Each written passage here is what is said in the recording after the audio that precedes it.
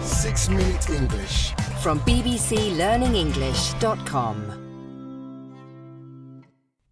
Hello, this is 6 Minute English from BBC Learning English. I'm Neil. Beth, what are you doing? Get off your phone. Oh, sorry. And I'm Beth. Are you addicted to social media? It wouldn't be a surprise. With so many different apps out there, Snapchat, TikTok, and the latest Threads, it's easy to spend a lot more time on your phone than ever before.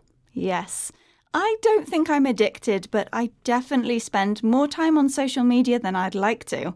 However, there are plenty of studies out there looking at how social media affects mental health, with some saying it can be as addictive as gambling.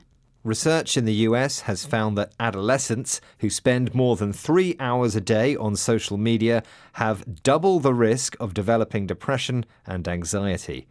An adolescent is someone aged 10 to 19, between childhood and adulthood. With that in mind, it's no wonder parents are worried.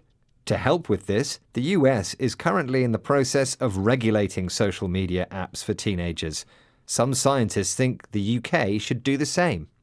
There has been growing agreement among health experts about the negative, chronic health effects of social media use on teenagers. They have revealed in surveys that social media makes them feel worse about their body image, and 64% of teens have said they're regularly exposed to hate-based content.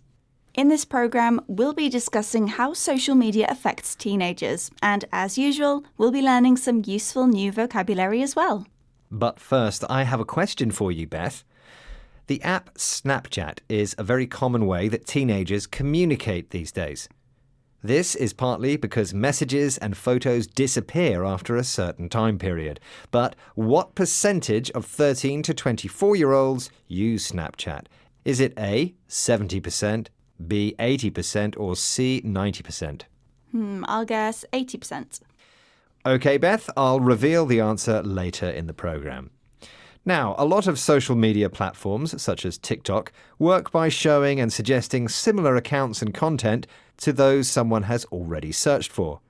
Professor Devi Sridhar, the chair of Global Public Health at the University of Edinburgh, thinks this can be concerning, as she told BBC World Service programme Inside Science. And this is worrying, for example, with young girls and eating disorders, if they're being fed that in an addictive way, and the algorithm is saying, oh, they like that content, we want to keep giving it to them because it keeps them on their phones. And I think that's the really vital message here of any of these apps, is that their revenue comes from advertising.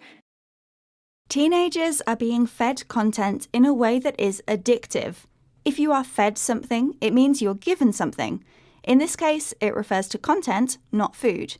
The content is addictive because social media uses algorithms. Algorithms are a complex set of rules and calculations that prioritize and personalize the content a user sees. But we need to remember that social media platforms use algorithms to keep users on the platforms for as long as possible because the revenue comes from advertising. Revenue is the money a company earns. They're paid by other companies to use the social media space to promote their products. This could be seen as social media platforms prioritizing making money over the mental health of users, a worry for parents. Professor Devi Sridhar talked about the challenges of having a teenager addicted to social media on BBC World Service programme Inside Science. And so I think the challenge here as a parent listening to this is, what do you do about it? And I think the onus has really been put on parents and concerned adults to find solutions on their own. And that means debates with your child over what are you on? Are you using this? But it's a losing battle because it's their entire social network. Professor Sridhar says that when it comes to helping teenagers navigate social media, the onus has been put on parents to find solutions. The onus means the responsibility or duty. Parents need to be able to challenge their children when they need to, even if this is a losing battle, a fight they cannot win, as teenagers have their entire life on social networks. OK, Beth, I think it's time I revealed the answer to my question. I asked you what percentage of 13 to 24-year-olds use Snapchat. And I said it was 80%? And that was, I'm sorry to say, the wrong answer. Actually, 90% of people aged between 13 and 24 use Snapchat. Quite a lot. OK, let's recap the vocabulary we've learned from this programme, starting with adolescent, a person aged 10 to 19, between childhood and adulthood. If you are fed content, you are given content. This is what the social media platform offers you automatically, rather than what you search for yourself. Algorithms are a complex set of rules and calculations that prioritise and personalise the content a user sees. Revenue is the money a company earns, which could come from sales or advertising. If the onus is on someone, it's their responsibility or duty.